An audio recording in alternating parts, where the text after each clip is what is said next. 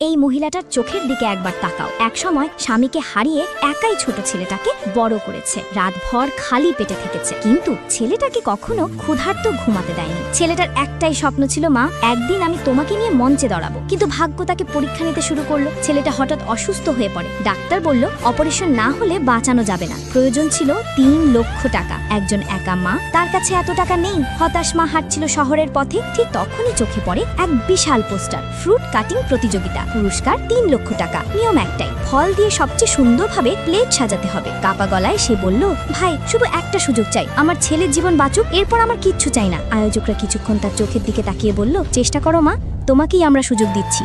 সে শুরু করলো ফল কাটা। ভিডিওটি দেখার আগে যদি তুমিও তোমার মাকে ভালোবাসো তাহলে ভিডিওতে লাইক দাও, চ্যানেল সাবস্ক্রাইব করো আর কমেন্টে মা লিখে এই ইমোজিটা দিয়ে যাও। শেষে মা জিতে গেল 3 লক্ষ টাকা আর ছেলের চিকিৎসা হলো।